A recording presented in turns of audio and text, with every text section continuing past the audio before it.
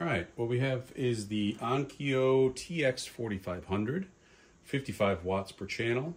This is a 1979 model, so these 55 watts are 70s watts. So these are much stronger than the watts that you would find in receivers built today, unless you're paying into the thousands of dollars for those receivers. Everything works on this. When I first got it, it was in kind of rough shape. It was quite dirty. So this got a full cosmetic clean inside and out. But also you couldn't even listen to it.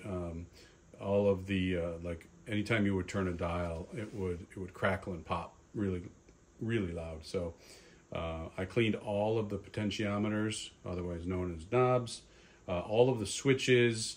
I used cleaner on the tuner, and also all but 2 of the lights were out, so I replaced all of the lights. There was also a short on the light board, which I fixed, and so everything on this works. All right, so let's turn it on. All right, so the way this works, this is a quartz locking tuner. Let me turn the volume down. This is a quartz locking tuner receiver, and so even if you go close to it, see that tuned light turns off, and because your hand can disrupt the reception. So what you do is you turn it. You can turn on this FM muting lock, and what that'll do is it will, anytime you get static, you don't have a good signal, it's not going to make any sound. So it's going to be quieter for you. If you turn this like that, see?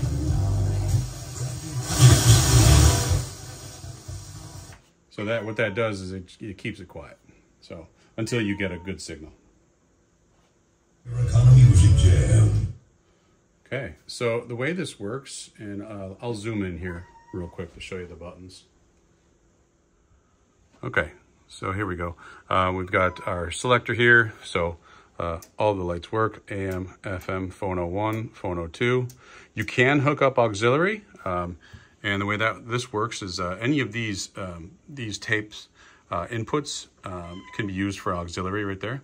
So I was just using tape 3 when I was testing it. So you just click that on, and that's your auxiliary. Let's see, there's a Dolby FM adapter. I actually haven't tested this out, so I'm not really quite sure what it does. The FM muting I already talked about. Here is the volume. And something I kind of like about this, I probably could have tried to clean this off, but to me, I mean, this is a 50-year-old receiver. And I think I like having these things on it because it actually shows a little bit of the personality. This thing has had a life before it reached me, and I think that's actually pretty cool. Here's your loudness button, your mono. So right now this says stereo. If you turn the mono on, you lose your stereo button there. This is a high filter, so this will lower your decibels on your treble. This is a low filter, so this will lower your decibels on your bass. There's your balance. Has a little notch, so it sticks right in the middle there. Treble, bass controls, and interestingly, this is a kind of a unique feature here.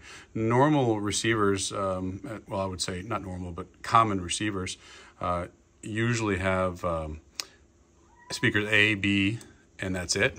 This one actually has A, B, C, but also you can do A plus B and A plus C, and it's all in the switch here. Or you could just turn the speakers completely off if you're doing phones. Also your phone input,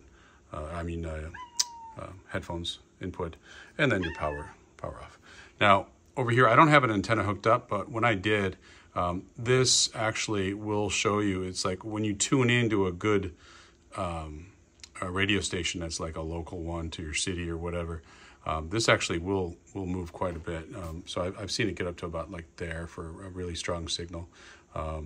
There's 2 local stations in my city, and it gets up into that last quadrant there, or that last quarter right there.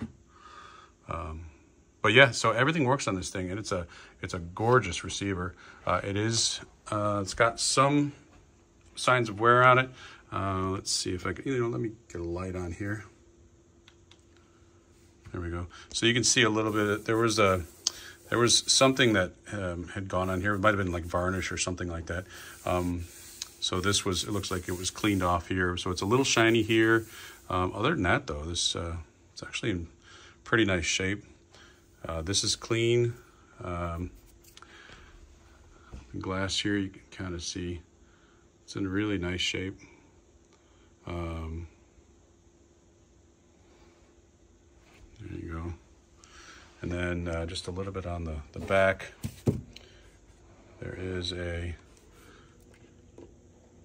little nick on the bottom there. And here's a little sticker.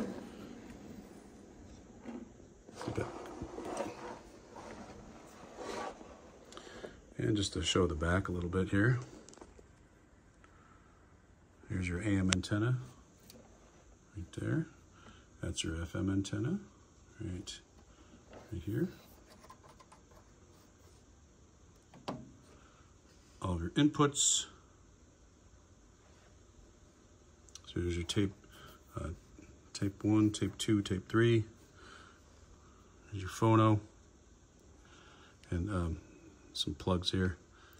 Also, there's some inputs here. So if you had like a CD player or Bluetooth device, something like that, then you can just plug it right into this thing.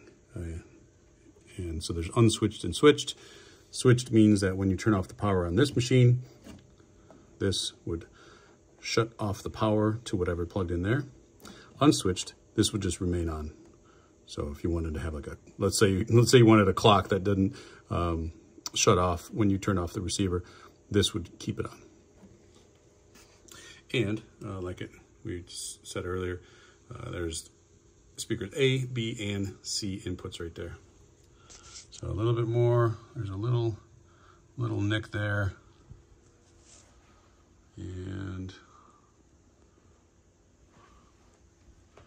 so overall, this thing's in really, really nice shape for being 50 years old.